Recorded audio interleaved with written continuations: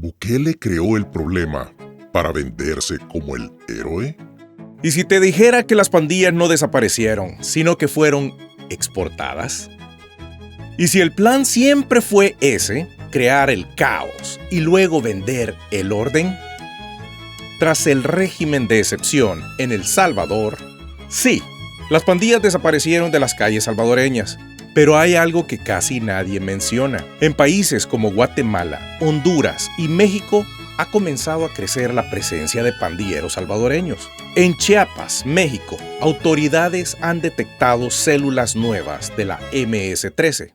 La captura en México del número 2 de la Mara Salvatrucha, Elmer Canales Rivera, mejor conocido como el Crook de Hollywood, muestra una vez más la presencia de la pandilla en territorio mexicano.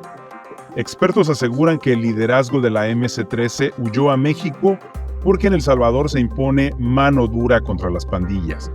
El año pasado, otros 3 jefes de la Mara fueron arrestados en México y los extraditaron a Estados Unidos para afrontar cargos de terrorismo, crimen organizado y narcotráfico.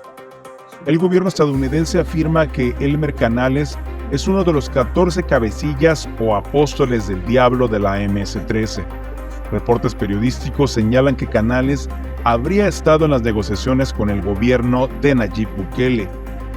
Todos ellos han sido acusados de narcoterrorismo y conspiración para financiar y cometer actos de terrorismo.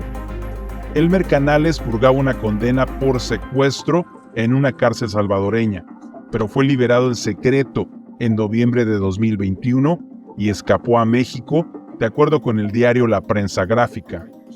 ¿Por qué se van a México? ¿Qué buscan? La Mara expandió el que llama Programa México, forjando alianzas con los carteles más grandes, los Zetas, del Golfo, Jalisco Nueva Generación y Sinaloa, asegura una acusación criminal.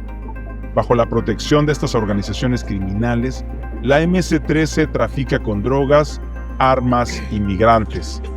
Ahorita en el sur de aquí de México ha sido bastante crecimiento de los homies que se han venido de allá de El Salvador por el tipo de regla que puso Bukele. Antes estaba el programa México, que es de la Ciudad de México para abajo, y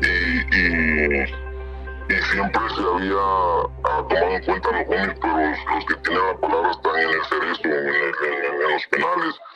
Pero sí ahorita ya hay homies en la calle que pues están activos, ¿sí me entiendes? Tratando la manera de seguir pues con los negocios que tenía la MS. En Honduras y Guatemala, la policía ha capturado a mareros huidos del régimen salvadoreño. La extradición de Moisés Humberto Rivera Luna, alias Viejo Santos, líder de la Mara Salvatrucha MS-13, hacia Estados Unidos se concretó el 4 de marzo del 2025, después de que el presidente Donald Trump designara a la MS-13 como organización terrorista en enero de este año. Esta designación, que marca un cambio clave en la clasificación de esta pandilla, permitió a las autoridades estadounidenses solicitar formalmente la entrega de sus principales cabecillas, incluido Rivera Luna, quien fue arrestado en Guatemala en 2022. Viejo Santos, quien había sido liberado en El Salvador tras cumplir una condena de 25 años por homicidio agravado, seguía ejerciendo un poder significativo sobre las operaciones de la MS-13, tanto en El Salvador como en Guatemala y los Estados Unidos. La clica Normandia Locos, que él fundó, continúa siendo una de las facciones más activas de la organización criminal, con una notable presencia en varios departamentos de Guatemala, como Chimaltenango, Zacatepeques y Mixco. La entrega de Rivera Luna a las autoridades estadounidenses se enmarca en una serie de esfuerzos bilaterales, donde las autoridades guatemaltecas mantienen una cooperación estrecha con Estados Unidos para desarticular las estructuras de poder de la MS-13. Además, la vicepresidenta de Seguridad de Guatemala, Claudia Palencia, está negociando un convenio con El Salvador para facilitar la repatriación de pandilleros salvadoreños que cumplen condenas en cárceles guatemaltecas. Este acuerdo tiene el objetivo de aliviar la sobrepoblación carcelaria en Guatemala y asegurar que los pandilleros cumplan con sus penas en su país de origen, especialmente aquellos vinculados a la MS-13 y el Barrio 18. ¿Fue un efecto colateral o fue intencional? El nexo con el poder. Carlos Marroquín, director de Tejido Social, negoció con pandillas. Está documentado por El Faro, Inside Crime y el Departamento de Justicia de Estados Unidos. Se les ofrecieron beneficios carcelarios, incluso liberaciones, a cambio de bajar los homicidios. Y aún con pruebas, Carlos Marroquín sigue trabajando para Bukele. ¿Por qué no lo han removido? ¿Quién da el visto bueno final en este país? Exacto, el presidente. Lo más grave. Según la justicia de Estados Unidos, cabecillas como Diablito de Hollywood fueron liberados o trasladados bajo supervisión estatal durante el régimen de excepción. Entonces, ¿quién dio la orden? hipótesis razonada. Si liberas mareros y estos se diseminan por Centroamérica y luego ofreces tu modelo Bukele como el remedio milagroso, ¿no estarías exportando el problema para venderte como una única solución? Yo los libero, luego yo los encierro y todos me aplauden. Reflexión y llamado.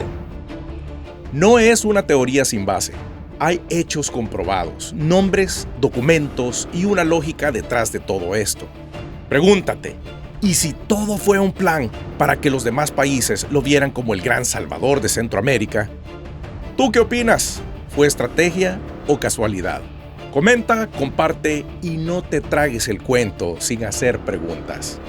Our Justice Department agreed with us in a 2022 court indictment alleging that Bukele has a deal with MS-13 gang leaders, receiving support from MS-13 and strategizing on how to better hide murderers from the public, disappearing them. In fact, a woman who dared to lead an anti-corruption unit in El Salvador was just arrested by Bukele's attorney general, and no one knows her whereabouts. You understood what was at stake then. You called it out. You stood with me against this outrageous, dangerous authoritarian. I'm a bit confused with what has happened. You're now shaking hands and cutting deals with him, and you facilitated what our Supreme Court has ruled as an illegal rendition, a Maryland father sent to a torture prison in El Salvador. In my hand, I have evidence here, news reports and affidavits that detail the deal you worked on with El Salvador and Bukele's deal with MS-13. I have here interviews with MS-13 gang members revealing the truth behind Bukele's gang ties. And I ask unanimous consent to enter these documents into the record. Without objection. Congress has been very clear. The law requires you to share these secret agreements. And let me be clear on which agreements I'm talking about. The State Department is usually the lead agency, but at the very least, a part of negotiations with foreign countries. Not the Homeland Security, the State Department. The U.S. has an agreement with El Salvador. According to the U.S. law, state must share all international agreements with Congress when requested. And Congress has requested this agreement numerous times. You've so far ignored us. So let me ask you, Dirac, will you commit right now to handing over the requested agreement that the United States has entered into with El Salvador under your watch as required by law?